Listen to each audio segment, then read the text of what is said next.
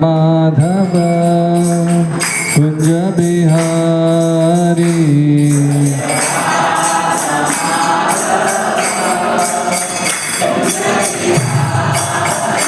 जय राधा माधव कुंज बिहारी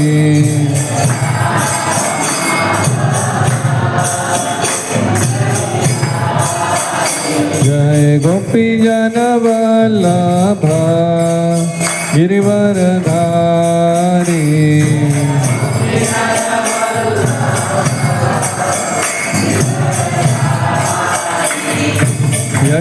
यशोदनंदन ब्रज जनरंजना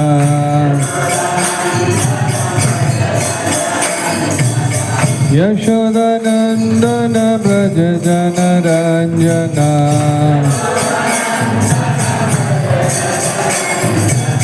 यमुना तीर वनचारी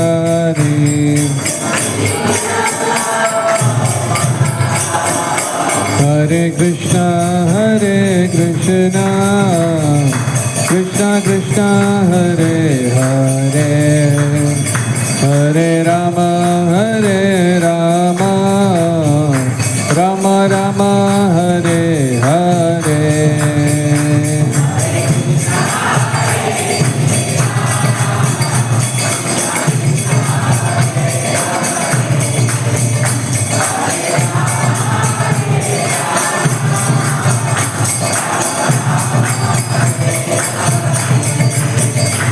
हरे कृष्णा कृष्णा कृष्णा हरे हरे हरे राम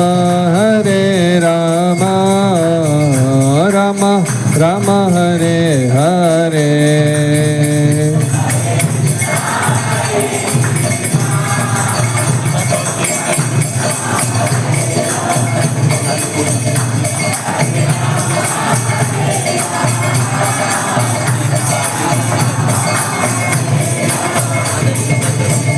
हरे कृष्णा कृष्णा कृष्णा हरे हरे हरे राम राम राम हरे हरे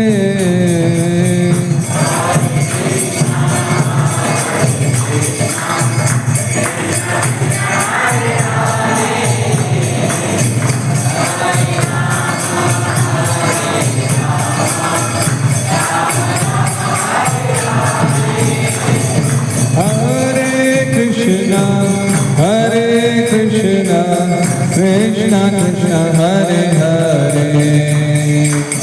हरे राम राम राम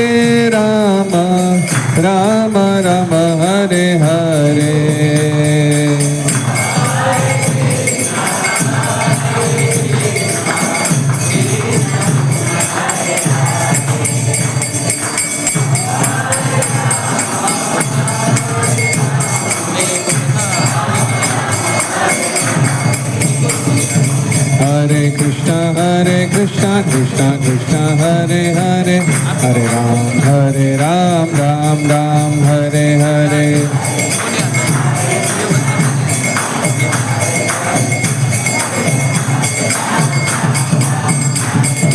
हरे कृष्णा कृष्णा कृष्णा हरे हरे हरे राम राम हरे हरे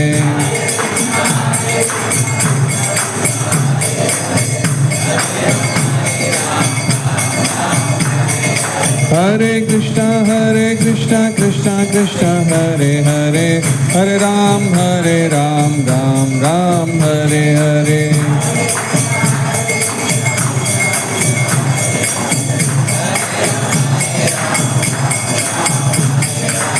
हरे कृष्णा कृष्णा कृष्णा हरे हरे हरे राम राम राम हरे हरे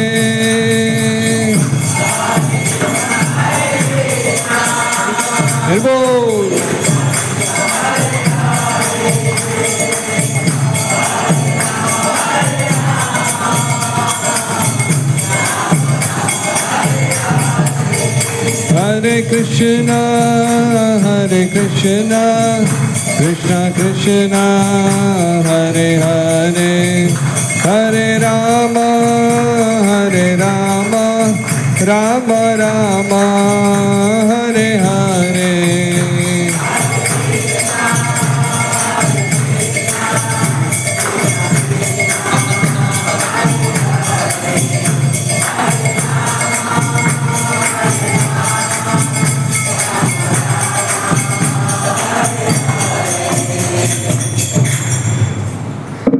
हरि नाम संकीर्तन यज्ञ की, समवेत भक्त वृंद की, निताय गौर प्रेमानंदी। ओम नमो भगवते वासुदेवाय, ओम नमो भगवते वासुदेवाय, ओम नमो भगवते वासुदेवाय। ओम अज्ञानतिमिरन्धस्य ज्ञानाञ्जनशलाकया चक्षुरुन्मीलितं येन तस्मै श्रीचैतन्यमनोभीष्टं स्थापितं येन भूतले स्वयं रूप कदा मह्यं ददाति स्वपदान्तिकं। वन्देऽहं श्रीगुरो श्रीयुतपदकमलं, श्रीगुरून् वैष्णवांश्च श्रीरूपं साग्रजातं सहगणरघुनाथान्वितं तं सजीवं साद्वैतं सावधूतं परिजनसहितं कृष्णचैतन्यदेवं श्रीराधाकृष्णपादान् सहगणललिता श्रीविशाखान्वितांश्च। हे कृष्ण करुणा सिंधो दीनबंधो जगत्पते गोपेश गोपिका कांत राधाकांत नमोस्तुते। तप्त कांचन गौरांगी राधे वृंदावनेश्वरी वृषभानुसुते देवी प्रणमामि हरिप्रिये। वाञ्छाकल्पतरुभ्यश्च कृपा सिन्धुभ्यैव च पतितानां पावनेभ्यो वैष्णवेभ्यो नमो नमः। जय श्री कृष्ण चैतन्य प्रभु नित्यानंद, श्री अद्वैत गदाधर श्रीवासादि गौर भक्त वृंद। हरे कृष्ण हरे हरे, हरे राम राम राम हरे हरे, हरे कृष्ण कृष्ण कृष्ण हरे हरे, हरे राम राम हरे हरे, हरे कृष्ण कृष्ण कृष्ण हरे हरे, हरे राम राम राम हरे हरे। हरे कृष्ण। तो आप सभी भक्तों का साप्ताहिक सत्संग कार्यक्रम में हार्दिक स्वागत। फरवरी का पहला दिन, इस वर्ष का दूसरा महीना शुरुआत। आज हम लोग ले रहे हैं स्कंध 11 अध्याय 15 श्लोक क्रमांक 35। श्लोक इस प्रकार से है। सर्वासामपि सिद्धानां हेतुः पतिरहं प्रभुः, अहं योगस्य सांख्यस्य धर्मस्य ब्रह्मवादिनाम्। अनुवाद। हे उद्धव, मैं समस्त योग सिद्धियों, योग पद्धति, सांख्य ज्ञान, शुद्ध कर्म तथा विद्वान वैदिक शिक्षकों का कारण, रक्षक तथा स्वामी हूँ। श्रील प्रभुपाद कई बार जब प्रवचन करते थे तो वो इस तरह से बताते थे कि आध्यात्मिक जीवन जो है व्यक्ति का, किसी का भी, कोई भी जीव का आध्यात्मिक जो मार्ग है वो कितना दुर्लभ है। उदाहरण ऐसा देते थे प्रभुपाद कई कबार कि जैसे एक बड़ा समुद्र है, जैसे हमारा ये जो बॉम्बे के साइड में है, तो उस समुंदर में एक कछुआ रहता है और कछुए की उम्र काफ़ी लंबी बताई जाती है क्योंकि वो लंबी सांस लेता है। जो जितना जल्दी जल्दी सांस लेता है ना, ऐसा बताते हैं हर एक की सांस गिनी हुई रहती है। जैसे कुत्ता होता है वो बहुत जल्दी जल्दी सांस लेता है तो उसकी जल्दी आयु कम रहती है, और कछुआ बहुत लंबी सांस लेता है। तो ऐसा कोई कोई कछुआ होता है जो कई सालों के बाद, 20 साल के बाद ऊपर आएगा, समझ लो ऐसा एक। और ऐसा उदाहरण है कि जैसे एक ऐसा समझो लकड़ी तैर रही है, लकड़ी का फट्टा तैर रहा है समुंदर में, और उसमें एक इतना छेद है, इतना साइज का छेद है उसमें, पूरे सागर में कहीं भी वो तैर रहा है। और हजारों सालों के बाद जब वो सांस लेने कछुआ समुंदर से ऊपर आता है तो पूरे सागर में ऐसा कितना चांस है कि वो उसका मुंह उस छिद्र में से ऊपर आएगा सांस लेने के लिए। उतना दुर्लभ है किसी को आध्यात्मिक जीवन में लाइन पे लगना। हमें लगता होगा कि हम आ गए, ऐसा नहीं है। कलयुग में ऐसा बताया जाता है कि सारा प्रवाह एक तरफ है, और अगर आपको आध्यात्मिक मार्ग पे चलना है तो ऐसा है कि उस प्रवाह के विरुद्ध तैरना। प्रवाह के विरुद्ध कोई तैरा है कभी? आपने कुछ किसी को अनुभव है?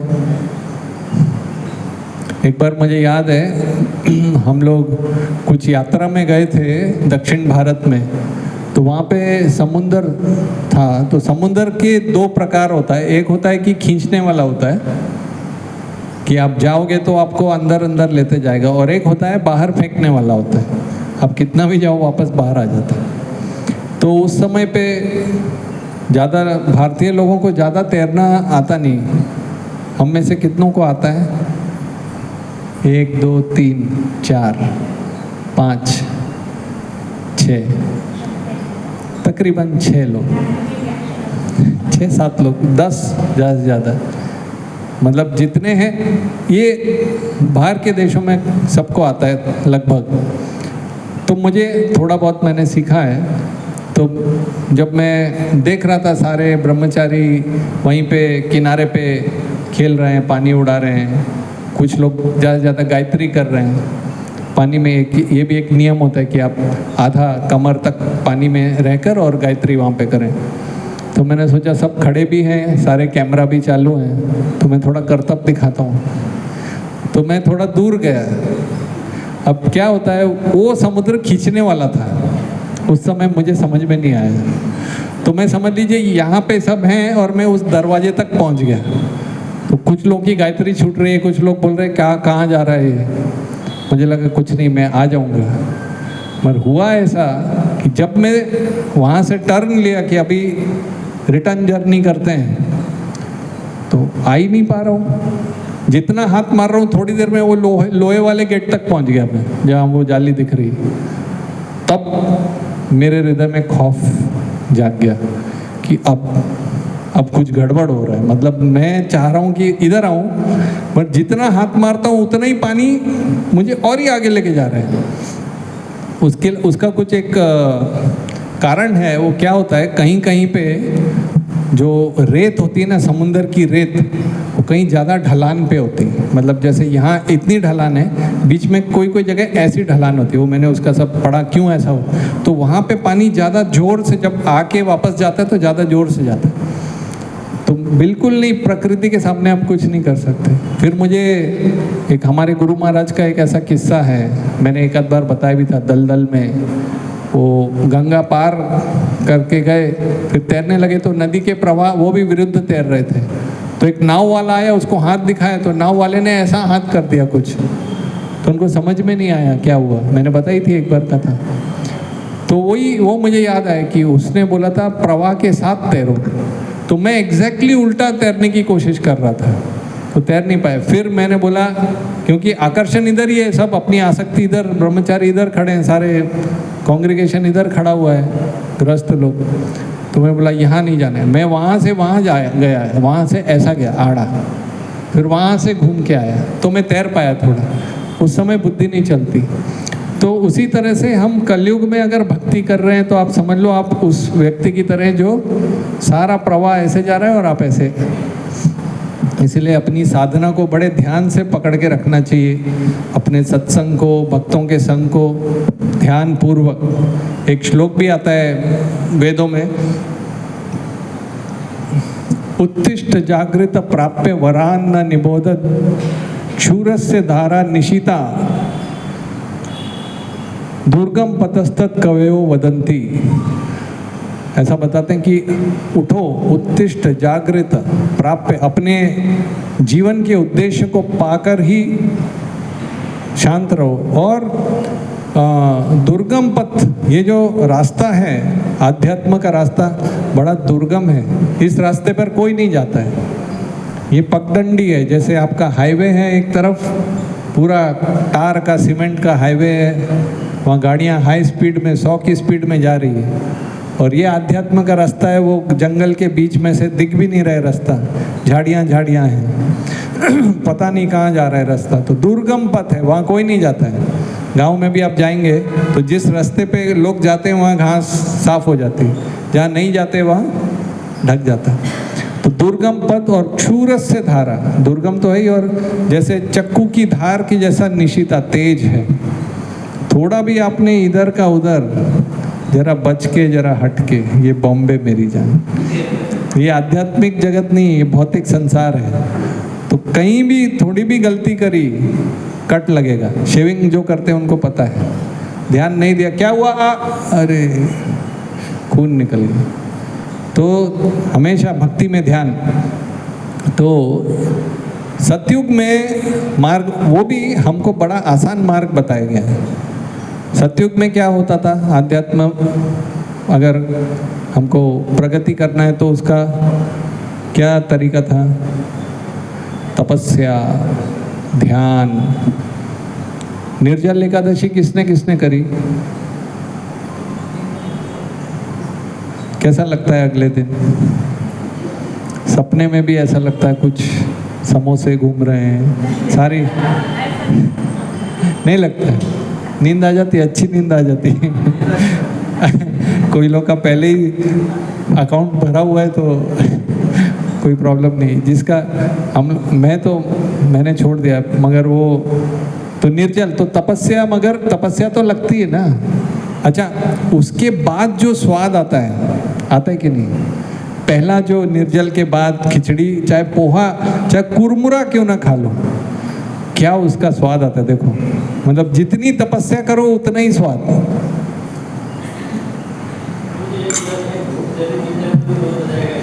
एक घूट, बहुत क्या क्या नहीं करते लोग हमारे इधर तो, अलग अलग सारी नौटंकी दिख जाए। कोई एक वो आइस का पैक लगा के घूम रहा है पेट पे, माला, हरे कृष्णा बोला पेट से पानी पी रहे हो कोई ऐसा, कोई सो ही रहा है, अलग अलग। तो वो सब भक्ति सिद्धांत सरस्वती ठाकुर ने ना बोल दिया। वो जब उन्होंने एक बार देखा, उनके शिष्य थे कुछ ऐसे पड़े हुए थे मरे हुए से, तो उन्होंने बोला क्या हुआ, क्या हो गया? बोला गुरुदेव आज एकादशी है। बोला उठो, जाके प्रसाद लो और प्रचार करो। और तब से मैं ये सब जब देखा तब मुझे ये समझ में आया कि कुछ पॉजिटिव करना ज़्यादा अच्छा है। चातुर्मास में भी कई लोग हमारे आश्रम में नियम लेते हैं, अन्न नहीं खाते हैं, 4 महीना अनाज नहीं खाते वो लोग, न दाल न चावल, वो सिंगदाना खाएंगे, आलू बॉईल करके खाएंगे, मिर्ची खाएंगे, मतलब ओनली एकादशी, 4 महीना ओनली एकादशी प्रसाद। मैं किसी को प्रेरणा नहीं दे रहा हूँ, मैं तो कई लोग एक ही बार खाते हैं, मगर वो एक बार जितना खाते हैं वो मतलब 3 बार का एक बार में खाते हैं। उनकी प्लेट देखकर डर लग जाता है, ये क्या कर रहे हैं। मतलब वो प्लेट ऐसी रहती, समझो दोपहर में खा रहे हैं तो शाम की, ब्रेकफास्ट की, रात की सब मिला के और दोपहर की पूरा वो राज थाली रहती है, वो राजभोग की थाली रहती है, सब प्रकार के मीठा खट्टा। और किसी ने देख भी लिया तो शाप जला के भस्म कर देंगे, देखो मत मेरी प्लेट की तरफ। बोला ऐसी तपस्या आप ही करो, हम तो भाई नियमित थोड़ा थोड़ा ले सकते हैं। तो सतयुग में तपस्या की जा सकती थी। कलयुग में हमारा शरीर, कलयुग ऐसा बताते हैं, सतयुग में जो हिरण्यकशिपु था ना, उसने तपस्या करी थी तो उसकी शरीर को सारी चींटियों ने खा लिया था। तो अपनी हड्डी के अंदर प्राण घुमा रहा था वो, तो प्राण हड्डी में थे। जैसे जैसे युग बढ़ता जाता है तो वो प्राण बाहर आ जाते हैं। और कलयुग में प्राण शरीर में नहीं रहते, अन्न में रहते हैं। अन्न जाएगा तो प्राण आएगा, अन्न नहीं जाएगा तो प्राण नहीं आएगा। तो सतयुग। त्रेता युग में था यज्ञ, स्वाहा स्वाहा, घी, शुद्ध ब्राह्मण, शुद्ध मंत्र। कुछ भी एक भी मिस्टेक कर दिया तो ये। अभी यहाँ तो ऐसा है कि A2 घी ढूंढकर खाने के लिए नहीं मिल रहा है, आग में डालने के लिए कहाँ मिलेगा? मिलता है A2 घी, ढूंढने जाइए आप, दुनिया भर का वो एडवर्टाइजमेंट में तो करेंगे, डब्बे पे लिखे रहेगा शुद्ध गीर गाय का A2 घी, और फोटो में बनाइए वो वाली गाय जिसका बिना ये वाला है। कहने का मतलब, तो त्रेता युग वो था। द्वापर युग में था अर्च विग्रह की उपासना, बहुत नियम। श्रील प्रभुपाद बताते थे, मैं आपको तो खाली नाम के लिए बता रहा हूँ, जो जो बता रहा हूँ, अगर सही में पंचरात्र के हिसाब से आप अर्च विग्रह की उपासना करोगे तो श्रील प्रभुपाद बोले आप बाथरूम से बाहर ही नहीं आ पाओगे। इतना शुद्धि करनी पड़ती, इतना साफ मंत्र दिशा।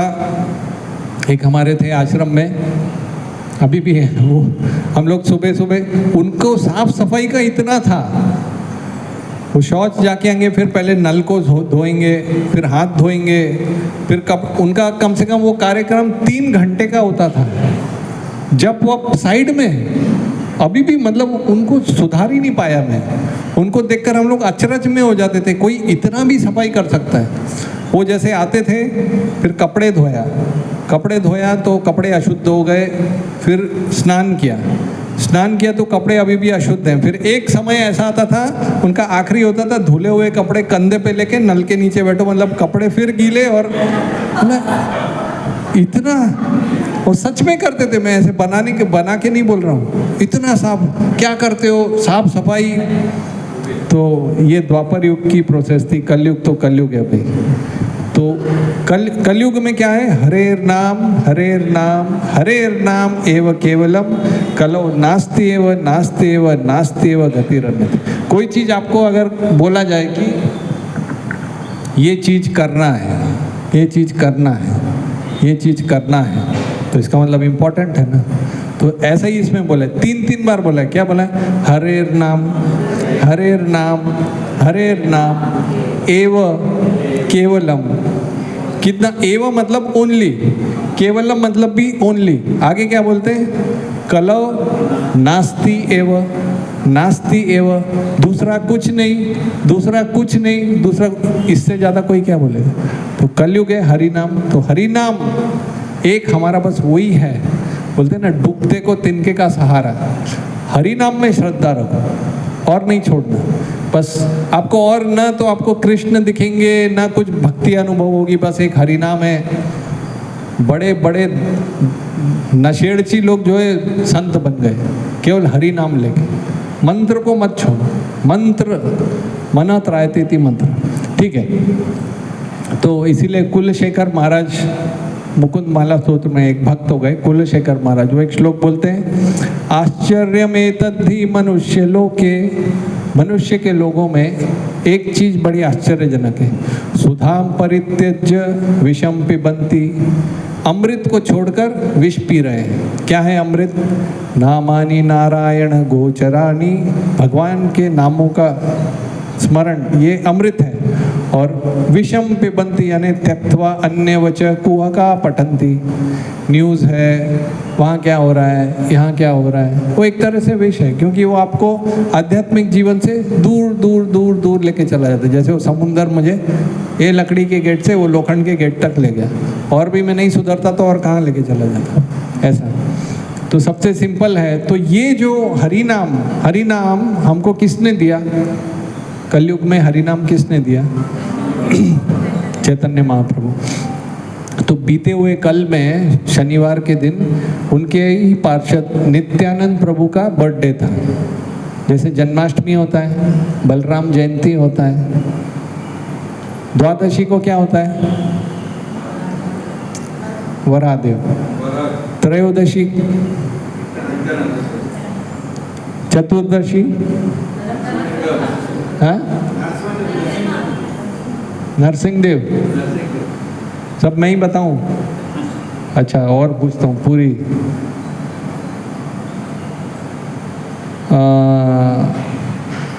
तृतीया को क्या होता है? तृतीया, ओके। चतुर्थी, पंचमी, ठीक है, वसंत पंचमी, नाग पंचमी, और षष्ठी, ललिता षष्ठी, सप्तमी, जानु सप्तमी, और क्या? रथ सप्तमी, ठीक है। अष्टमी, जन्माष्टमी, अष्टमी। नवमी, रामनवमी, सीता नवमी भी है। दशमी, विजयदशमी। 11 में क्या होता है? एकादशी। द्वादशी, वराह। त्रयोदशी, नित्यानंद। चतुर्दशी ये। तो त्रयोदशी कल थी, आज चतुर्दशी। तो नित्यानंद प्रभु जो हैं पंच तत्व, 5 रूप में भगवान आए हैं। चैतन्य महाप्रभु क्या बोलते हैं हम लोग? श्री कृष्ण चैतन्य प्रभु नित्यानंद श्री अद्वैत गदाधर श्रीवास आदि गौर भक्त, बाकी गौर भक्त वृंद। तो चैतन्य महाप्रभु वो हैं जो स्वयं कृष्ण हैं, वो श्रीमती राधा रानी के भाव में आए हैं। कृष्ण के 3-4 उनके विचार थे। पूरा डिटेल अभी गौर पूर्णिमा आएगी तो फिर से रिवाइज करूंगा। कुछ वो सोच रहे थे कि मुझ में ऐसा क्या है जो श्रीमती राधा रानी को आकर्षित करता है, पहला। दूसरा, राधा रानी को आकर्षित होने के बाद उनको क्या महसूस होता है, आकर्षित होने के बाद जो आनंद होता है वो मैं कैसे, वो क्या है, वो देखने के लिए। और भी ऐसे, तो ये 3 अंतरंग कारण थे, 3 बाहर के भी कारण थे कि यदा यदा ही धर्मस्य ग्लानिर्भवति भारत तदात्मानं सृजाम्यहं युगे युगे परित्राणाय साधूनां विनाशाय च दुष्कृतां धर्म संस्थापनार्थाय संभवामि। तो युग, कलयुग के अवतार बनने के लिए आए थे। इस तरह से अलग अलग कारण से चैतन्य महाप्रभु स्वयं कृष्ण हैं। श्री कृष्ण चैतन्य, राधा कृष्ण नहीं अन्य। फिर नित्यानंद प्रभु बलराम जी, स्वयं बलराम जी। बलराम जी और कृष्ण में एक ही फर्क है। श्रील प्रभुपाद बताते थे कि कृष्ण सांवले हैं और बलराम जी गोरे हैं, बाकी शक्ति उतनी है। फिर भी कृष्ण बलराम मंदिर में, कृष्ण बलराम मंदिर आपने देखा है, विग्रह देखे ऐसे, बलराम जी ऐसे खड़े हुए हैं। तो भक्तों में एक बार ये हो गया कि प्रभुपाद ने बोला कि कृष्ण भी एक ही हैं, बलराम जी एक ही हैं, उनमें से पावरफुल कौन है? तो कई भक्तों ने पूछा प्रभुपाद को। प्रभुपाद ने बोला देखो, किसका हाथ किसके कंधे पर है, कौन सपोर्ट ले रहा है? तो बताया बलराम जी सपोर्ट ले रहे हैं कृष्ण का, और कृष्ण बांसुरी बजा रहे हैं।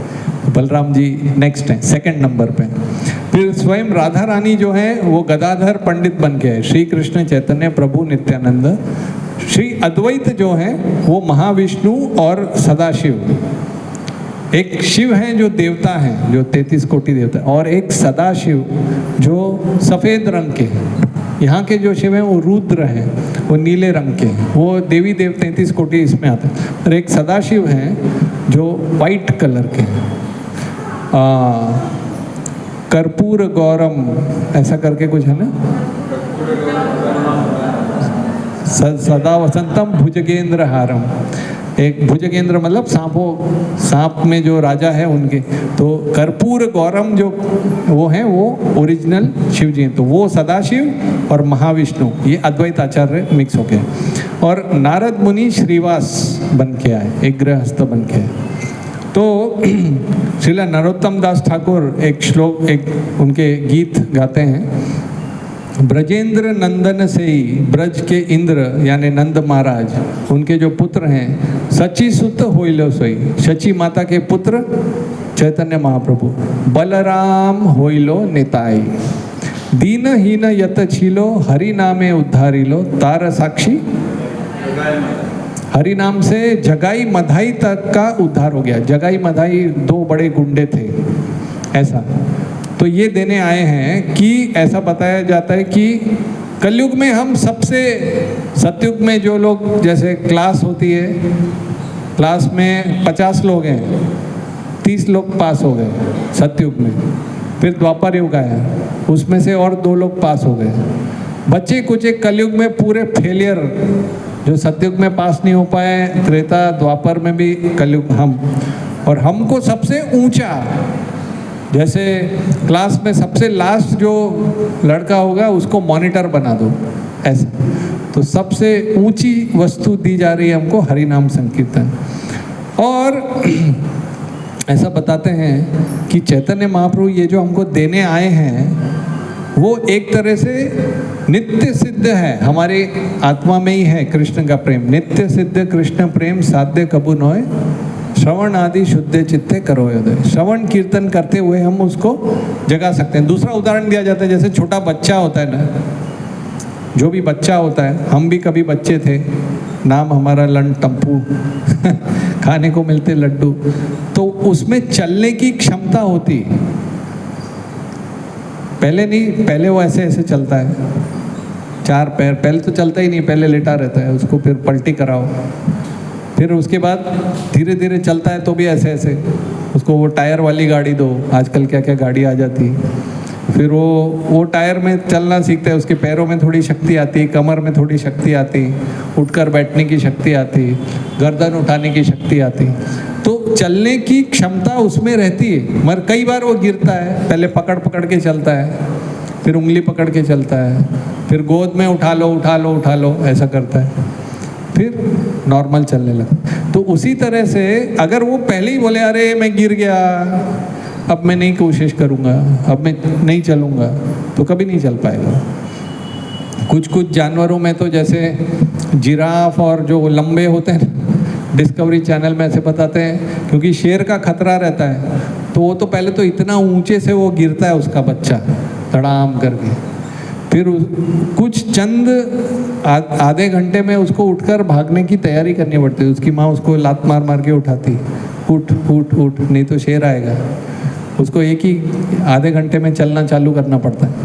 तो इसी तरह से कृष्ण प्रेम है, वो हर एक के हृदय में है। हालांकि सामने ऐसे आ रहा होगा कि ऐसा लगता होगा मैं तो कृष्ण को जानता ही नहीं, मैंने तो वृंदावन कभी देखा नहीं, कभी चैतन्य महाप्रभु का नाम सुना नहीं, मगर वही प्रेम जो हम इस संसार में ढूंढ रहे हैं वो एक तरह से कृष्ण को ही ढूंढ रहे हैं। जब हम कभी घूमने जाते हैं, ट्रैकिंग में जाते हैं, पहाड़ देखते हैं, जंगल देखते हैं, सूर्योदय देखते हैं, लंबा समुद्र देखते हैं, कोई भी प्रकृति की, तो जो एक प्रकार की उसमें शक्ति हमको आकर्षित करती है, या प्रेम संबंध होते हैं किसी से, या कुछ अच्छा स्वाद आता है, सब कृष्ण ही हैं, कृष्ण को ही हम ढूंढ रहे हैं, ऐसा है। तो श्रवण कीर्तन जले करोए उदय। जैसे एक बार एक व्यक्ति था, वो एरोप्लेन से जा रहा था और उसका एरोप्लेन रेगिस्तान में क्रैश हो गया तो बच गया किसी तरह से। उसने देखा पानी तो कहीं दिख ही नहीं रहा है, सब जगह रेत रेत गरम, उसको प्यास लग रही थी, तो देखा अभी तो मरने वाला हूँ। देखा दूर में कोई झोपड़ी है, गया झोपड़ी में, तो वहाँ पे लिखा था पानी। पानी के नीचे देखा तो हैंड पंप, तो उसने हैंड पंप मारा, एक भी बूंद नहीं, एक बूंद आके गिर गई, सूख गई वो। बोला अरे अब तो मैं मर रहा हूँ। मरते मरते देखा तो कोने में एक बोतल रखी थी, उस पर लिखा था पानी। तो उसने सोचा अभी बोतल ली और पीने ही वाला था, तो बोतल पे लिखा था ये पानी पीने के लिए नहीं है, इस पानी को इस पंप में डालो तो उससे उसमें फिर हैंडल चलाओ। उसने बोला क्या भरोसा, पानी पंप में डाल दूँ तो मर जाऊंगा मैं अगर नहीं आया तो।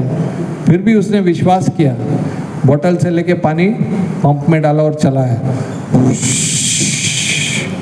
इतना पानी आया, ने पानी पिया, स्नान किया, सब किया, जाने लगा वो।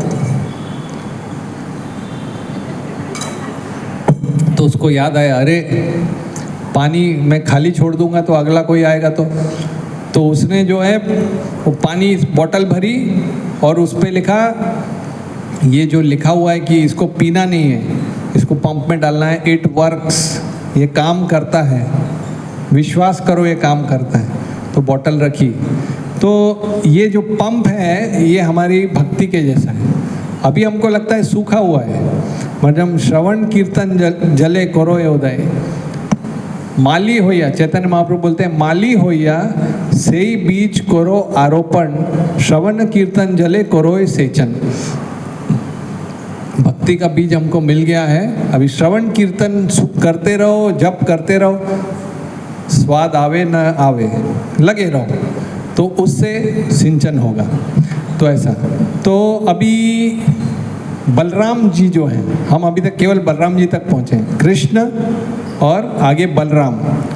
तो एक होते हैं कृष्ण और बलराम में और एक फर्क बोला जाता है, सेवक भगवान, सेव्य भगवान। एक भगवान है जो सेवा लेते हैं और एक भगवान है जो हमें भगवान की सेवा करना सिखाते हैं, सेवक भगवान बलराम जी। तो कितने विष्णु हैं सृष्टि में? 3 विष्णु हैं। तो कृष्ण से आए बलराम जी, बलराम जी से आगे आए, बलराम जी से आए VSPA, वासुदेव शंकरशन प्रद्युम्न अनिरुद्ध। बलराम जी से वासुदेव शंकरशन प्रद्युम्न अनिरुद्ध। तो वासुदेव से जो ये बलराम जी से जो वासुदेव के बाद जो शंकरशन आए उनको महाशंकरशन भी बोलते हैं। थोड़ा सा टेक्निकल बता रहा हूँ। तो महाशंकरशन से और एक बार VSPA आते हैं, वासुदेव शंकरशन प्रद्युम्न अनिरुद्ध, दूसरे शंकरशन आते हैं। तो दूसरे शंकरशन से 3 विष्णु आते हैं, महाविष्णु। महाविष्णु वो होते हैं जो आपने कभी फोटो में देखा होगा, ऐसे सो रहे हैं और उनके रोम से अलग अलग ब्रह्मांड निकल रहे हैं। अंड यानी कि गोलाकार, और ब्रह्मांड, और हर ब्रह्मांड के अंदर आधा पानी भर जाता है। जैसे आप कोई टेबल टेनिस की बॉल ले लो, उसमें आधा पानी, उस आधे पानी में एक गर्भोदक्षाई विष्णु आते हैं, दूसरे नंबर के विष्णु। वो उस आधे पानी में लेट जाते हैं और उनकी नाभि से कमल आता है, उस कमल पे कौन आता है? ब्रह्मा जी आते हैं। तो ऐसे कोटि कोटि ब्रह्मांड होते हैं। ऐसा नहीं कि ये तो मैंने एक ब्रह्मांड, एक गोला, एक अंड, उसमें आधा पानी, उसमें गर्भोदक्षाई विष्णु, उसमें गुलाब, उसमें कमल। तो ऐसे करोड़। चैतन्य लीला में एक वर्णन आता है कि जब जगन्नाथ रथ यात्रा हो गई तो जगन्नाथपुरी में, तो बंगाल से बहुत सारे भक्त आए थे। तो चैतन्य महाप्रभु सभी भक्तों को विदा कर रहे थे कि आप जाओ अपना अपना सेवा करो। 4 महीने वो लोग रहते थे जगन्नाथपुरी में, चातुर्मास से पूरा। उसके बाद एक भक्त थे वासुदेव दत्त। तो चैतन्य महाप्रभु हर एक का गुणगान कर रहे थे, वो उनको उसमें ही रस आता था, बहुत सारा अलग अलग गुणगान कर रहे थे।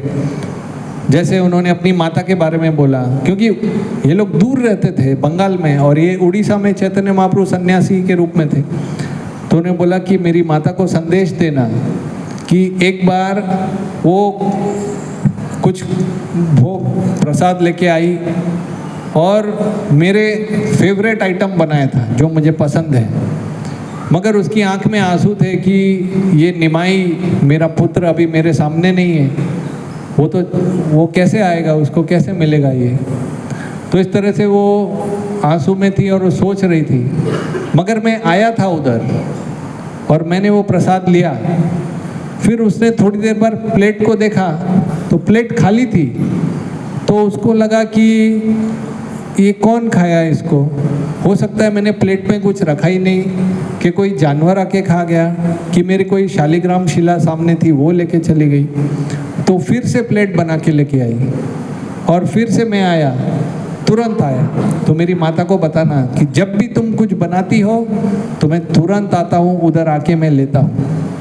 और उन्होंने बोला कि मेरी माता को अंदर से ये पता है, मगर बाहर से वो उसको ऐसा लीला आती है कि शायद मेरा पुत्र आया नहीं। ऐसे ही तो एक भक्त थे वासुदेव करके, तो वासुदेव को गुणगान कर रहे थे। तो जैसे ही गुणगान किया तो भक्त को अगर बोलेंगे आप महान है तो थोड़ा ये हो जाता है, नम्र हो जाता है, तो नम्र हो गए। तो वासुदेव जो थे उन्होंने बोला भगवान आप साक्षात भगवान है, चैतन्य महाप्रभु आप। तो मेरी एक आपसे एक रिक्वेस्ट है कि इस ब्रह्मांड में जितने भी जीव हैं उनके जितने भी पाप हैं वो सारे मुझे दे दो और सबको आप भगवत धाम लेके चले जाओ। और मैं अनादि काल के लिए मैं उनके लिए नरक में जाने के लिए तैयार हूँ। तो चैतन्य महाप्रभु ने 3 उदाहरण दिए। उन्होंने बोला, एक तो पहले बोला जैसे एक औदुंबर का पेड़ होता है, औदुंबर का पेड़ देखा है किसी ने? उसमें फूल नहीं आता है, डायरेक्ट ऐसे गोल गोल गोल गोल गोल गोल गोल गोल लगता है। तो बोले एक औदुंबर का पेड़ है, उसमें हजारों फल लगते हैं। एक फल टूट गया तो मुझे कोई नुकसान नहीं, एक ब्रह्मांड अगर तर गया तो मुझे कोई नुकसान नहीं। दूसरा उदाहरण दिया, वो सब श्लोक उन्होंने बोला कि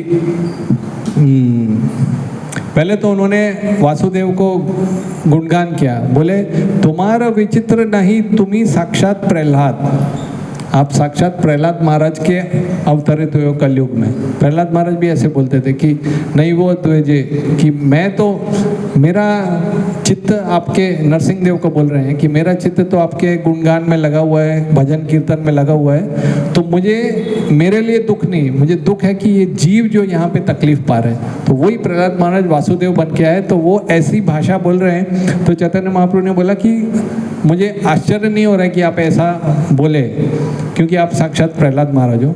फिर वो बोले, दूसरा उदाहरण दिया कि गड़ा खाइते भासे ये ना राई पूर्ण भांड। वो बोलते हैं ये जो संसार है एक सागर है, उसमें राई राई होती है ना, राई छौंक लगाते हैं, वो राई का जैसे एक बड़ा सा मटका तैर रहा है, उसमें से एक राई अगर कहीं गिर जाए तो कुछ नुकसान नहीं। तो बता रहे हैं, मतलब आप सोचो एक मटका भर के राई हो, उसमें कितनी, इतना ब्रह्मांड है, भौतिक संसार है, उसमें इतने इतने ब्रह्मांड है, एक ब्रह्मांड में हम रह रहे हैं, उसमें आधे में पानी भरा हुआ। तीसरा उदाहरण, एक पहला औदुंबर बोला, तीसरा राई बोला, दूसरा तीसरा बोलते हैं कोटि काम धेनु पतिर छागी यही छे मरे, षड ऐश्वर्य पति कृष्णेर माया की बा करे। अगर कोई ऐसा व्यक्ति है जिसके पास 1 करोड़ कामधेनु गाय है, कामधेनु गाय जो चाहिए मिलेगा, ऐसी करोड़ों कामधेनु गाय का जो स्वामी है, उसकी अगर कोई एक बकरी मर जाए तो उसको क्या दुख होगा? छागी, छागी बोलते हैं, छागी यही छे मरे। तो शायद ऐश्वर्य भगवान के लिए कोई बड़ी बात नहीं। तो इस तरह से तो मैं ये साबित कर रहा हूँ कि ब्रह्मांड इतने सारे हैं। तो 3 विष्णु हो गए, तो उसके बाद अलग अलग अवतार आते हैं, फिर उसके बाद ब्रह्मा जी आते हैं। तो ये नित्यानंद प्रभु जो हैं, ये वही दूसरे नंबर पे जो बलराम आए थे, कृष्ण से बलराम, वही बलराम हैं, वही लक्ष्मण के रूप में भी आते हैं, वही अलग अलग रूपों में भगवान की सेवा करने के लिए आते हैं। लक्ष्मण के रूप में रामायण में जब आए थे तो उनको कितना दुख सहना पड़ा था। एक बार मारीच जब आया, सीता देवी ने बोला मुझे वो चाहिए स्वर्ण मृग। तो श्री राम ये बताने, वो तो समझ गए थे, वो तो स्वयं भगवान है, वो देख के ही समझ गए कि ये 84 लाख योनि से कुछ अलग योनि लग रही है, ये मेरी बनाई हुई योनि नहीं है, ये तो कोई अलग ही है, ऐसा हिरण तो बनाया नहीं। मगर वो ये बताना चाहते थे स्त्री हट, जब पत्नी कुछ बोलती है तो सुनना पड़ेगा। तो चले गए। मैं लक्ष्मण को बोला इधर ही रहना, तुम्हारी जवाबदारी। लक्ष्मण खड़े रहे। तो मारीच जब मरने लगा, मरते मरते बोला, हे सीते, हे लक्ष्मण बचाओ। तो जब ये शब्द निकले तो सीता देवी ने बोला जाओ। लक्ष्मण ने बोला, बलराम जी हैं वो सारे आदि गुरु हैं, ज्ञान से पूर्ण हैं। बोले मैं जानता हूँ वो कृष्ण, ये भगवान है, उनको कोई मार ही नहीं सकता, ये सब ड्रामाबाजी। तो सीता ने शब्द बोले ऐसे, तुम मेरा भोग करना चाहते हो। तो लक्ष्मण जी चले गए। तो पहला तो धक्का उनको ये लगा कि कैसे 14 वर्ष तक वो सोए भी नहीं, सोते नहीं थे, झोपड़ी बनाते थे, कंदमूल लेके आते थे, रात भर रक्षा करते थे, कांटे हटाते थे, बहुत सारी सेवा करते थे। इतना ही नहीं, जब लड़ने का समय आया, बहुत खर दूषण आ गए 10,000 आर्मी को लेकर ताड़का का वध होने के बाद। तो लक्ष्मण, अभी जैसे किसी के पास शक्ति होती है तो उसकी इच्छा भी होती है। जैसे पिछली बार हमने वरादेव का उदाहरण बताया था, हिरण्याक्ष था, वह शक्ति थी। तो वो वरुण देव के पास जाके क्या प्रणाम किया, बोला मुझे देही में युद्ध, मुझे युद्ध करना है। तो जब युद्ध करने का मौका आया तो श्री राम ने बोला जाओ झोपड़ी में रहो। क्यों? क्योंकि सीता देवी ने एक बार उनको टॉन्ट मारा था। ऐसे ही चलते चलते कभी कभी होता रहता है। उन्होंने श्री राम को बोला कि ये आप जो कंधे पे लेकर बाण लेके चलते हैं, मतलब ये खाली शोभा के लिए है कि उसका उपयोग भी करते हैं कभी? ऐसे स्त्रियां कभी कर देती। मुझे याद है एक बार हम लोग घाट पे जा रहे थे फैमिली के साथ, पापा गाड़ी चला रहे, मम्मी बैठी, हम 2 बच्चे पीछे बैठे हैं। मम्मी, घाट मतलब मरने का स्थान, कोई उसमें ज़्यादा गड़बड़ नहीं कर सकते। बोलती वो आगे वाली गाड़ी से आगे जाके बताओ। हम दोनों बच्चे सिर पीट लिए, ये मम्मी कौन सा बैठे बैठे काहे की चैलेंज दे रही जी, पसंद नहीं। और पापा भी लग गए, जा ही नहीं रही गाड़ी, घाट है, घूम रहे, कहीं खाई में चली जाए तो ऐसा चैलेंज दे दिया श्री राम को। तो जब खर दूषण आए तो लक्ष्मण, अब उनको लक्ष्मण को पता नहीं ये प्राइवेट बात क्या चली, तो उन्होंने तो मन में रख ली थी श्री राम ने। तो लक्ष्मण ने बोला, भ्राताश्री आपकी जरूरत नहीं है, मैं इनको कर दूंगा। श्री राम ने बोला चुपचाप अंदर चले जाओ, ये अंदर का मामला है, मुझे साबित करना है। फिर उन्होंने जो दिखाया कौशल, तो सीता देवी डायरेक्ट माला लेके आ गई। आज मैंने देख लिया आप बहुत जोरदार लड़ाई करते हो, फटाफट सबको भेज दिया। वही उसमें मारीच भी था, खरदूषण की आर्मी में मारीच आया था, तो सब तो मर गए। मारीच को समुंदर में 800 योजन समुंदर के बीच में फेंक दिया। तो तब से वो इतना डर गया था, वो साधु बन गया था। वो एक्चुअली साधु बन गया था, राक्षस छोड़ के वो माला जपता था भगवान के नाम की। और रावण जब आया, तुमको ये करना है, तुमको हिरण बनना है, बोला कुछ भी करो, ये सेवा मत दो। मैं र से कोई कुछ शब्द भी बोलने लगता है तो मुझे डर लगता है कहीं राम ना बोल दे, और कोई भी झाड़ी हिलती है तो मुझे लगता है कहीं राम ना आ जाए तीर लेके, इतना डर गया था वो। तो ये कौशल दिखाया। तो औदुंबर, तो लक्ष्मण, अच्छा इतना सब, मतलब जहाँ जहाँ मैं बता रहा हूँ ये साबित कर रहा हूँ कितना उनको सहना पड़ा। सीता देवी को लेके आए तो अग्नि परीक्षा के लिए वो अग्नि किसने जलाई? जब सीता देवी को बोला कि ये धोबी ने बोला, तो उनको फिर जंगल में कौन छोड़ के आया? उन्होंने बोला अभी ये तो बहुत बहुत अति हो रही है, जो वो चाहते ही नहीं थे उनके। तो अगली बार वो बलराम जी बन के, तो ये वही लक्ष्मण है जो क्रोध भी करते थे। चातुर्मास से बीत गया, सुग्रीव भोग करने में लग गया, तो वो क्रोध दिखाने आए थे। तो ये वही लक्ष्मण, वही बलराम, ये नित्यानंद प्रभु बन के आए हैं, चैतन्य महाप्रभु के पार्षद। तो श्री राम जो थे वो धर्मपरायण थे, वो सीता देवी को भी भेज दिया। कृष्ण जो थे वो प्रेम परायण। कृष्ण जो होते हैं वो हमें, कितने असुर कौन कौन से आए वृंदावन में? पूतना, तृणावर्त, कालिया, अगासुर, बकासुर, बाणासुर, हाँ ठीक है, वो वृंदावन में नहीं था। एक तो किसी ने महिषासुर बोल दिया था बीच में महिषासुर तो दुर्गा देवी के पास आया था, ठीक है। तो मगर इंद्र भी आए, इंद्र ने वर्षा करी थी, कालिया ने विष भेजा था, सबका उद्धार कर दिया। क्यों? इंद्र ने क्या किया था, वर्षा करने की, तो कृष्ण ने गोवर्धन उठाया, तो सारे के सारे जितने भी ब्रजवासी थे वो एक साथ 7 दिन 7 रात तक उनको इकट्ठा कर दिया, तो एक तरह से वरदान मिल गया।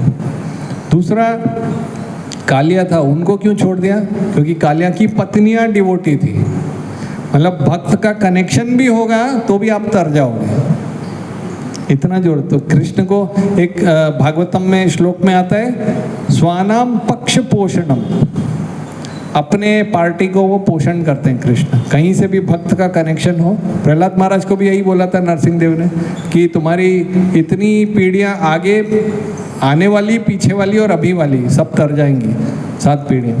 तो इस तरह से फिर चैतन्य महाप्रभु जो थे, अभी ये ऐसा है ना जैसे कि कृष्ण के समय पे अगर कोई बच्चा एग्ज़ाम देने जाएगा तो उसको कम से कम इतने मार्क्स लाने पड़ेंगे, सर्वधर्मान परित्यज्य माम एकम शरण, 90% मार्क्स मिलेगा तो भगवत धाम जाएगा। चैतन्य महाप्रभु के टाइम पे कोई आएगा तो खाली वो एग्ज़ाम दे के कुछ भी लिखेगा, सही भी लिखे गलत लिखे, वो पास हो जाएगा। और नित्यानंद प्रभु का ऐसा है, खाली एग्ज़ाम में आके बैठ भी जाएगा, चल आया ना तू, विश्वास से तो आया। तो ऐसा, तो चैतन्य महाप्रभु एक बार दक्षिण भारत में गए थे, तो एक उनका सेवक था कृष्ण दास करके, तो भट्टाहारी करके कुछ ऐसे सन्यासी थे, वो स्त्रियों के माध्यम से कृष्ण दास को बहला के ले गए। तो चैतन्य महाप्रभु चूल्हे धरी आने उनको बाल से पकड़ के लेके आए। फिर जब वो लेके तो आए, फिर जगन्नाथपुरी में बोलते हैं आके, प्रभु कहे भट्टाचार्य सुनह इहार चरित्र, बताते हैं कृष्ण दास के बारे में, बताते हैं इसका चरित्र देखो। दक्षिण गया छे यहाँ अमार सहिते, वो मेरे साथ दक्षिण भारत गया था, भट्टाहारी काछे गेला अमार छाड़िया, मुझे छोड़ के भट्टाहारी के पास चला गया। भट्टाहारी है थे इहारे अनिलू उधारिया, उसको मैं लेके आया। फिर आगे ये 2 बात बताने हुए चैतन्य महाप्रभु बोलते, ए बे अमी इहा अनि करीला विद्या, अभी मैं विदा है, अभी मैं उसको छोड़ रहा हूँ, तुम्हारे पास छोड़ रहा हूँ, अभी मुझे वापस मत लेके आना मेरे सामने, मुझे इसका चेहरा, यहाँ इच्छा, यहाँ जहाँ उसको लेके जाना है लेके जाओ, नहीं आर दाए। तो मैं ये बता रहा हूँ, चैतन्य महाप्रभु भी देखते थे। छोटा हरिदास की कथा पता है सबको? छोटा हरिदास, चैतन्य महाप्रभु एक बार दाल चावल ले रहे थे, तो उनके जो सेवक थे उनको पूछा ये चावल कहाँ से आया? तो उनके सेवक ने बताया कि एक हरिदास ठाकुर है, एक छोटा हरिदास भिक्षा करने गया था एक जगह से, मालिनी देवी वृद्ध महिला थी, तो उन्होंने खाया, बोला चावल अच्छा है। भोजन होने के बाद बोला कि ये छोटा हरिदास को आगे मुझसे मिलने से ना बोल देना। तो न्यूज़ गया छोटा हरिदास के पास, सबको समझ में नहीं आया क्या हो गया ऐसा। छोटा हरिदास ने फास्टिंग चालू कर दी, 3 दिन तक कुछ खाया नहीं, सब भक्त लोग आए। तो चैतन्य महाप्रभु ने बोला मेरा मन मेरे नियंत्रण में नहीं है, ये छोटा हरिदास भिक्षा करने जाता है मगर इसके मन में कामुक विचार है। वो मतलब अन्न खा के समझ गए, उस समय कुछ नहीं बोले, मैं प्रकृति संभाषण ऐसा बोला। तो करके करके करके आखिर लंबी कथा है, वो छोटा हरिदास को लिया नहीं, मतलब लिया ही नहीं। आखिर वो छोटा हरिदास ने प्रयाग में जाके आत्महत्या कर ली। फिर वो गंधर्व बना, ये लीला दिखाने के लिए, उसके मन में ऐसा कुछ आया नहीं था, पर चैतन्य महाप्रभु किसी किसी के माध्यम से सिखाना चाहते थे। तो आके फिर गंधर्व के रूप में चैतन्य महाप्रभु को भजन सुनाता था, फिर वो सन्यासी रूप में सुनते थे। तो सब डर गए, सारे भक्त बोले अब सपने में भी न करो स्त्री संभाषण, सपने में भी काम वासना मत लेके आओ ऐसा। तो चैतन्य महाप्रभु सिखाना चाहते हैं। तो चैतन्य महाप्रभु कड़क है, नित्यानंद प्रभु दयालु हैं। नित्यानंद प्रभु का दयालु का कौन सा एक लीला है? जगाई और मधाई। चैतन्य महाप्रभु ने उनको बोला था नित्यानंद प्रभु को कि जहाँ जाओ सब जगह हरि नाम का प्रचार करो। तो वो और श्रीला हरिदास ठाकुर गली गली में जाते थे। भज गौरांगो कहो गौरांगो लहो गौरांगेर नाम रे। भज गौरांगो कहो गौरांगो लहो गौरांगेर नाम रे। ये जन गौरांगो भाजे से होए मोर प्राण रे। चैतन्य महाप्रभु का नाम लो, चैतन्य महाप्रभु को याद करो। चैतन्य महाप्रभु का गौरांग का नाम जो लेगा वो मेरा प्राण है, ऐसा नित्यानंद प्रभु जाते थे। तो दो ये थे जगाई और मधाई, नशा कर रहे थे, सब पाप करते थे। तो नित्यानंद प्रभु जब गए तो उसमें से जो है मधाई ने उनका जो मदिरा का मटका था लेके नित्यानंद प्रभु के सिर पे फोड़ दिया, खून निकलने लगा। जैसे ही चैतन्य महाप्रभु को पता चला, चक्र चक्र चक्र करके आ गए। तो नित्यानंद प्रभु तुरंत उनके पैर में गिर गए। मधाई दूसरी बार मारने वाला था नित्यानंद प्रभु को, तो जगाई ने पकड़ लिया हाथ, बोला देख वो अभी भी खाली यही बोल रहा है भगवान का नाम लो और तुम उसको दूसरी बार मारने जा रहे हो। तो नित्यानंद प्रभु ने बोला कि ये जगाई ने मुझे बचाया। तो जैसे चैतन्य महाप्रभु ने सुना कि जगाई ने बचाया, बोला तुमको कृष्ण प्रेम मिल गया। जब ऐसा हुआ तो मधाई ने बोला जो भी पाप किए हम दोनों ने साथ किए, जो कुछ किया हमने साथ किया, तो आपने आज उनको कृष्ण प्रेम दे दिया और मुझे ऐसे चक्र दिखा रहे। चैतन्य महाप्रभु ने बोला नित्यानंद प्रभु का अपराध किया है, उनके चरणों में जाके गिरो, अगर उन्होंने माफ़ किया तो मैं माफ़ करूँगा। नित्यानंद प्रभु तो बोले मैंने कभी गलत माना ही नहीं, माफ़ी है। तो इस तरह से सबका उद्धार कर दिया।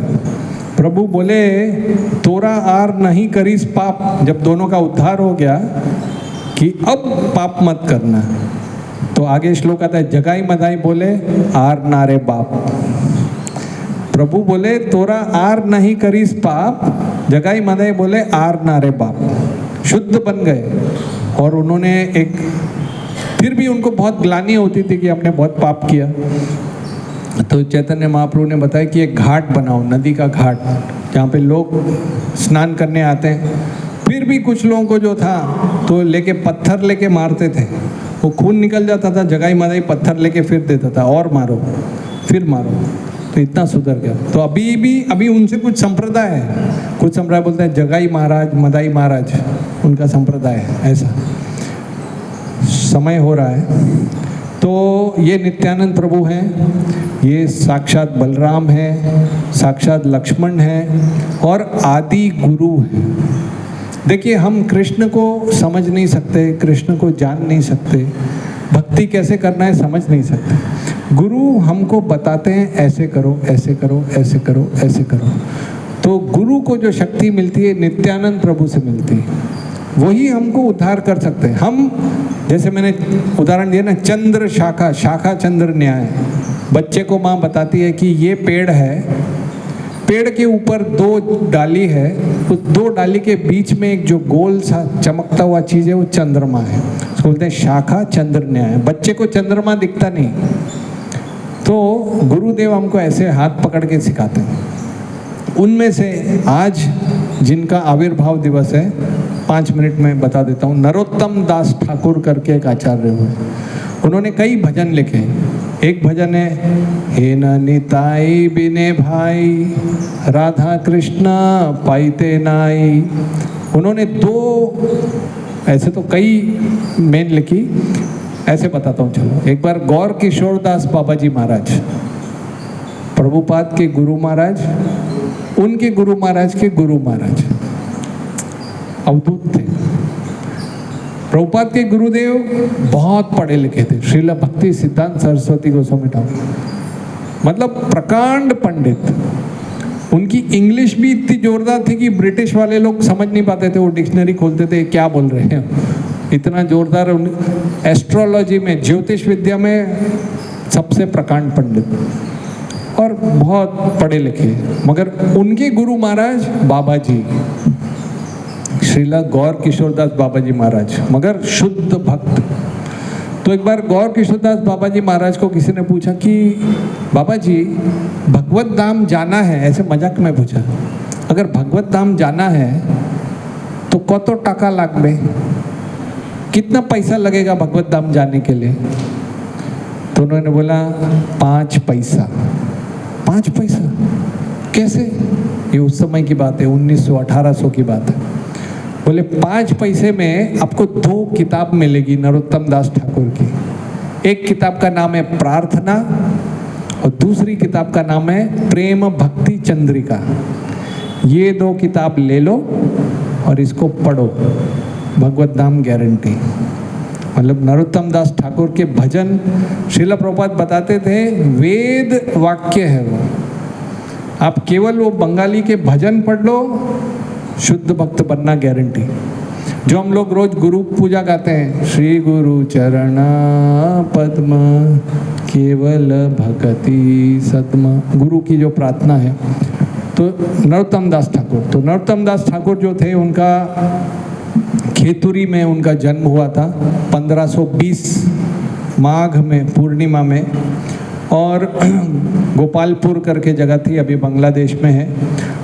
एक ज्योतिष ने उनको देखा तो बोला कि ये जो लड़का है या तो एक बहुत बड़ा राजा बनेगा या एक बहुत बड़ा साधु बनेगा, प्रचारक बनेगा। तो उनके पिताजी जो थे वो सोचते थे राजा, और जब 12 साल की उम्र थी तो नित्यानंद प्रभु उस लड़के के सपने में आए। और वो पुत्र हुआ कैसे? उनके जो पिता और माता थे नरोत्तम दास ठाकुर के, वो कायस्थ परिवार से थे, ब्राह्मण में नहीं थे, मगर टैक्स कलेक्ट करते थे और शुद्ध भक्त थे। ब्राह्मण लोग उनको कम जाति का समझते थे। तो कई बार उनके पिताजी ऐसे देखते थे, उनको ऐसा एक दृश्य दिखता था, कोई ब्राह्मण आके बोल रहा है कि आपके घर में एक शुद्ध आत्मा आने वाली है। उनकी पत्नी कभी आती थी, वो बोलती थी मुझे सपने में ऐसा दिखता है कि कोई शुद्ध आत्मा आ रही है जो आपके हृदय से आके मेरे गर्भ में आई।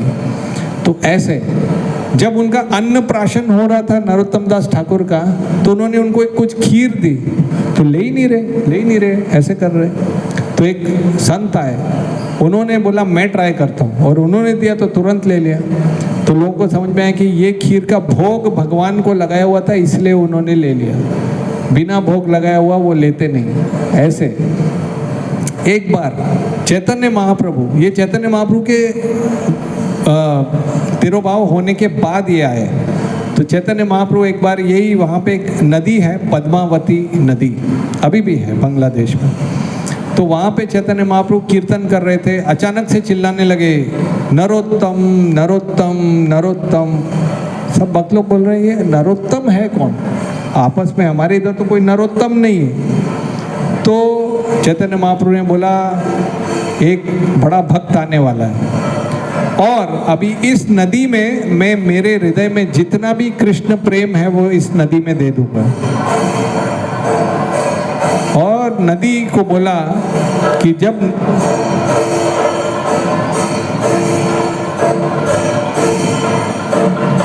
इधर ही आ रहे कि जा रहे हैं?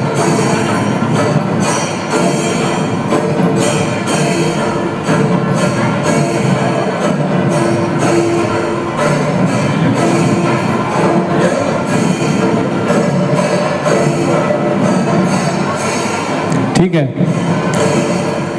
तो चैतन्य महाप्रभु ने नदी को बुलाया, पद्मावती नदी सामने आई और उनको बोला कि मैं मेरे हृदय का कृष्ण प्रेम आपको दे रहा हूँ, और जब नरोत्तम आएगा तो ये प्रेम उसको देना। तो नदी ने बोला कि मुझे कैसे पता चलेगा नरोत्तम आ गया? बोला सांवले कलर का, एक सांवले वर्ण का एक लड़का होगा। तो नदी ने बोला फिर भी मैं कैसे समझूं, कई सांवले घूम रहे हैं। तो चैतन्य महाप्रभु ने बोला कि जैसा मैं आपके प्रवाह में आया तो आपका पानी जो है बाहर चला गया दो बॉर्डर से, वैसा ही जब नरोत्तम अंदर आएगा तो सारा पानी ऐसा बाहर फैल जाएगा। तो 12 साल की उम्र में नित्यानंद प्रभु ने उनको बोला कि नदी में जाओ, और ज्योतिषी ने उनके पिताजी को बोला था, ये तो इधर ही रुक, कोई बात नहीं, कि इस लड़के को नदी में कभी स्नान मत करने देना, क्योंकि ये नदी में स्नान करेगा उसके बाद उसका क्या होगा बोल नहीं सकते। तो पिताजी ने खास ध्यान रखा था कि नदी सामने ही थी घर के, नदी में स्नान करने नहीं देते थे उसको। तो ये नित्यानंद प्रभु का जब सपना आया तो सवेरे सवेरे बिल्कुल 2-3 बजे ही नरोत्तम दास ठाकुर ने सोचा कि अभी मुझे स्नान करना ही है। तो वो गए और वो सांवले रंग के थे, तुरंत पानी बह गया और उनको जो कृष्ण का अनुभव हुआ, उनका रंग ही बदल गया, उनका सांवला कलर सोने के जैसा हो गया, स्वर्ण हो गए। और तब से जो उनको झटका लग गया भक्ति, तो जब घर पे आए तो केवल अश्रु प्रवाह। तो माता ने उनको पूछा, बेटा क्या हुआ? उन्होंने माता की गोद पे सिर रखा और रोने लगे, बोले मुझे चैतन्य महाप्रभु से मिलना है, मुझे कृष्ण से मिलना है। अब माता पिताजी भक्त थे, वो समझ गए ये तो कुछ तो भक्ति का प्रभाव हो गया है, फिर भी वो जानते थे अभी कुछ बताएंगे तो चला ही जाएगा। तो उसके लिए पिताजी ने गार्ड रख दिए, 6-7 गार्ड रख दिए, बोले इनको पकड़ के रखने के लिए, और माता उनको प्रसाद देती थी, करती थी। फिर एक दिन बताते हैं कि कोई गेस्ट आया उनको मिलने के लिए, बोला कि कुछ दिखाना है, कुछ ऐसा, एग्जैक्ट स्टोरी मुझे याद नहीं आ रही है। तो बोले ठीक है, तो गए तो नरोत्तम दास ठाकुर भागने लगे, तो गार्ड्स ने पकड़ लिया, बंदी बना लिया। उन्होंने बोला मुझे जाने दो, मुझे कृष्ण प्रेम चाहिए। और इस तरह से जब गार्ड्स को भी समझ में आया तो कुछ पैसा धन वगैरह देके उनको भेज दिया। और फिर वो वृंदावन की तरफ भागने लगे। तकरीबन 1000 किलोमीटर का रास्ता है। तो भागते भागते भागते भागते भागते भागते कहीं पे थक गए, थक कर बेहोश हो गए। तो उनके समक्ष एक सुंदर ब्राह्मण पुत्र आया, लड़का आया, और एक खीर का मटका दिया। तो उन्होंने खीर का मटका लिया, मगर वो इतने थके थे कि वो पकड़ के सो गए। तो श्री रूप गोस्वामी, सनातन गोस्वामी आए सपने में, बोले पकड़ के क्यों रखा है, खीर खाओ। ये जो स्वर्ण का जो ब्राह्मण आया था वो स्वयं चैतन्य महाप्रभु थे। बोले अच्छा। तो उन्होंने खीर का मटका लिया तो डबल पावर आ गई, भक्ति भी आ गई, शक्ति भी आ गई। फिर भागना चालू। ऐसा 2 महीने लगे उनको वृंदावन पहुंचने के लिए। वृंदावन आके श्रील जीव गोस्वामी से मिले। जीव गोस्वामी ने एक स्कूल खोला था, उस स्कूल का नाम था रूप विद्यापीठ। और जीव गोस्वामी ने बताया चैतन्य महाप्रभु अंतर्ध्यान हो चुके हैं, नित्यानंद प्रभु अंतर्ध्यान हो चुके हैं, यहाँ तक कि रूप गोस्वामी, सनातन गोस्वामी भी चले जा चुके हैं। तो नरोत्तम दास ठाकुर बोले मेरी तो इच्छा ही ये थी इनसे मिलने की। तो कोई बात नहीं, जीव गोस्वामी के अंडर में पढ़ाई करने लगे। वहाँ 3 मेन स्टूडेंट थे, नरोत्तम दास ठाकुर, श्यामानंद पंडित, श्रीनिवास आचार्य। वहाँ पे फिर वो एक संत से मिले जिनका नाम था लोकनाथ दास गोस्वामी। लोकनाथ दास गोस्वामी ने इनकी कथा सुनी कि ये ऐसे बच्चे थे, फिर उनको पद्मावती नदी से कृष्ण प्रेम मिला, उनका रंग सोने का हो गया, और फिर चैतन्य महाप्रभु ने स्वयं आके खीर खिलाई। तो बोले ये महान व्यक्ति है, इसको मैं दीक्षा नहीं दूंगा। मतलब वो दीक्षा देते ही नहीं थे। अब नरोत्तम दास ठाकुर का पूरा समर्पण उनके प्रति हो गया था। तो जीव गोस्वामी से बोले कि ये दीक्षा नहीं देते हैं। जीव गोस्वामी ने बोला गुरु की सेवा करो। अब सेवा क्या करें? तो लोकनाथ गोस्वामी सवेरे सवेरे मल त्याग करने के लिए कहीं जाते थे। तो नरोत्तम दास ठाकुर उनसे पहले जाकर वहाँ जगह साफ करते थे। तो लोकनाथ गोस्वामी देखने लगे रोज इतना साफ कैसे हो जाता है, कौन करता है ये? मैं सवेरे जाता हूँ, उससे पहले आके कोई साफ करता है। तो एक दिन छुप के रहे, देखा, बोला अरे नरोत्तम तुम तो राजा के लड़के हो, तुम ऐसा काम कर रहे हो। बोले गुरुदेव मुझे दीक्षा दे दो। तो आखिरकार उन्होंने एक ही शिष्य बनाया, नरोत्तम दास ठाकुर का। फिर वो कभी कभी कृष्ण की बांसुरी उनको सुनाई देती थी, कभी उनका आध्यात्मिक जो शरीर है उसमें उनका सेवा है चंपक मंजरी, वो कृष्ण के लिए दूध गर्म करती।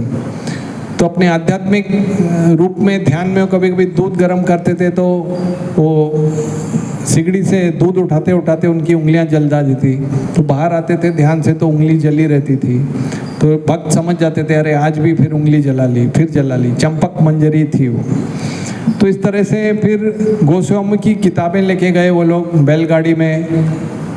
तो एक राज्य था विष्णुपुर करके, वान विष्णुपुर, तो वहाँ पे एक राजा था वीरमवीर। उसको किसी ज्योतिषी ने बताया था कि 3 लोग आ रहे हैं खजाना लेकर। अब उनको ये नहीं पता था वो खजाना क्या है। वो खजाना सारे गोस्वामियों के बुक्स थी। तो उन्होंने बुक्स चुरा ली। फिर वो नरोत्तम दास आगे गए, श्रीनिवास उधर ही रह गए, सबको भक्त बनाया, और श्यामानंद पंडित भी थे। फिर नरोत्तम दास ठाकुर जब वापस अपने घर गए खेतुरी में, वृंदावन से वापस, तो देखा वहाँ बंगाल में, उड़ीसा में सारे भक्त बड़े उदास हैं, क्योंकि चैतन्य महाप्रभु अब नहीं रहे। तो उन्होंने फिर एक गौर पूर्णिमा मनाई, खेतुरी की सबसे पहली फेमस गौर पूर्णिमा। सबको इनविटेशन दिया, फर्स्ट क्लास प्रसाद बनाया, फर्स्ट क्लास कीर्तन किया। और ऐसा बताते हैं जो उनका एक गाने का एक तरीका था, उसको वो स्टाइल को बोलते हैं गड़ान हाटी।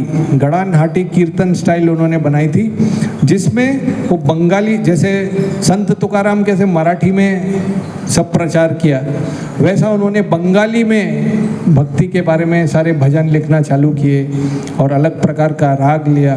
तो साक्षात चैतन्य महाप्रभु, नित्यानंद प्रभु आके उसमें कीर्तन करने लगे। और इस तरह से वो काफ़ी लोगों को भक्त बनाते थे। कई डाकुओं को बनाया, कई ब्राह्मणों को बनाया। ब्राह्मण लोग जो है वहाँ पे उनके विरुद्ध में हो गए कि ये कायस्थ परिवार से हैं और ब्राह्मणों को शिष्य बना रहे हैं। तो ऐसा है कि आध्यात्मिक इसमें जो भक्ति में आगे है वही सबसे आगे है। जैसे श्रीमान श्री चैतन्य महाप्रभु थे, वो भी रूप गोस्वामी, सनातन गोस्वामी को शिष्य बनाए, जबकि वो जो नवाब हुसैन शाह के साथ काम करते थे।